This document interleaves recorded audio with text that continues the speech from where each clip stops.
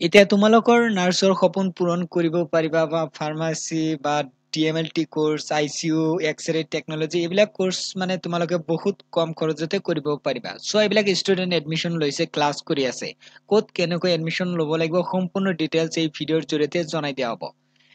দৰং জিলাৰ মঙ্গলদৈ চহৰত BSS vocational education মিশনৰ অধীনত চলি থকা পেৰামেডিকেল শিক্ষা অনুষ্ঠান নাম হল central institute of allied health science ইয়াতে নামভৰ্তি চলি আছে দৰং ডিস্ট্ৰিক্টত আছে মঙ্গলদৈত আছে ইছলামপুৰ চকত আছে ইয়াতে সো ষ্টুডেন্ট বিলাক এডমিশন লৈছে ক্লাছ কৰি আছে বা প্ৰেক্টিকেল কৰি আছে আৰু ইয়াতে ছোৱালী বিলাকে কি পাব হোষ্টেলৰ সুবিধা পাব মই এতিয়া হোষ্টেল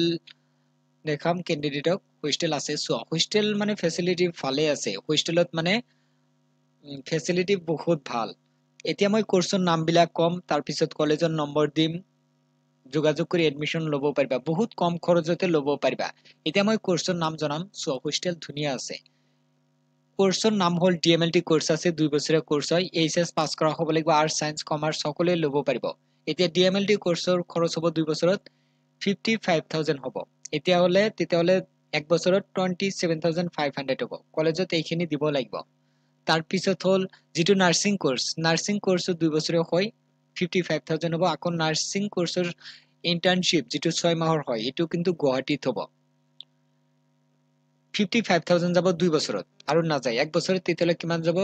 27500 এইখিনি মানে কলেজত পাৰ ইয়াৰত দিব লাগিব তাৰ পিছত ওটি টেকনলজি আছে 2 বছৰীয়া কোৰ্স আছে এইচএস পাস কৰা হ'ব লাগিব 55000 যাব তাৰ পিছত এক্সৰে টেকনলজি আছে 2 বছৰীয়া কোৰ্স হয় 72000 যাব তাৰ পিছত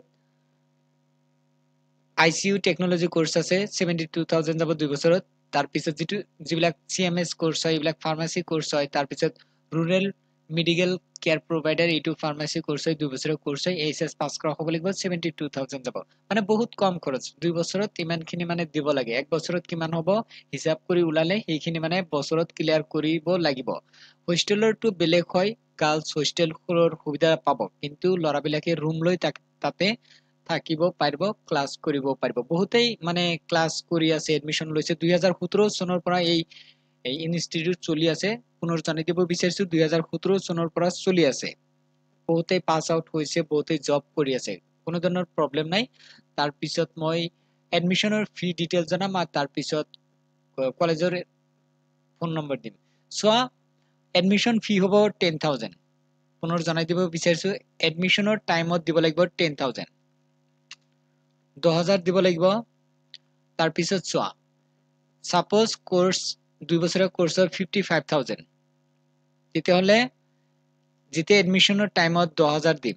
তেতিয়া তাৰ পৰা মাইনাস হ'ব সাপোজ মই 10000 দিলো এডমিশনৰ টাইমত তেতিয়া এই 55000 ৰ পৰা এইখিনি কমি যাব তাৰ পিছত কিমান থাকিব 45 থাকিব এই 45000 কি কৰিব লাগিব 2 বছৰৰ ভিতৰত সম্পূৰ্ণ কৰিব লাগিব এতিয়া তোমালোকে ইনষ্টলমেন্ট কৰি দিব পাৰা 3 মাহ মুৰে যিমান হয় সেইখিনি দিবা এনেকৈ মানে কোৰ্স কমপ্লিট কৰিব পাৰিবা কোৰ্স ওয়াইজ বেলেগ বেলেগ ফি মই অলৰেডি জনাই দিছো প্ৰসেসটো এনেকুৱা এডমিশনৰ টাইমত 10000 লৈ ক্লাছ কৰিব পাৰিবা তাৰ পিছত বাকি তোমালোকে 3 মাহ মুৰে দিয়া বা 6 মাহ মুৰে দিয়া এটা ক্যালকুলেট কৰি এইমতে তোমালোকে কলেজত দিলেই হ'ল নাম্বাৰটো ইয়াতে লিখা আছে সোৱা ইয়াতে লিখা আছে আৰু ইনষ্টিটিউটৰ নাম হল central institute of allied health science Mangaldai আছে দৰং ডিস্ট্ৰিক্টত ইছলামপুৰ চকত আছে এই নম্বৰত ফোন কৰিব লাগিব ফোন কৰি তাৰ পিছত তোমালোকে বাকি ডিটেইলছ খিনি জানিব পাৰিবা এতিয়া কাম কৰা যদি এডমিশন ল'ব বিচাৰিছা কম খৰচতে তেতিয়ালে এই মোবাইল নম্বৰত যোগাযোগ কৰা বাকি ডিটেইলছ খিনি জানি লবা তাৰ পিছত কলেজত যাই এডমিশন লোৱা বহুতেই এডমিশন লৈছে ক্লাছ চলি আছে আৰম্ভ হৈছে অলৰেডি তোমালোকে যিকোনো কোৰ্সত এডমিশন ল'ব পাৰিবা আৰ্টস সায়েন্স কমাৰ্চৰ ষ্টুডেন্ট হলেও ল'ব পাৰিব নাম্বাৰ দিছো কন্টাক্ট কৰি লোৱা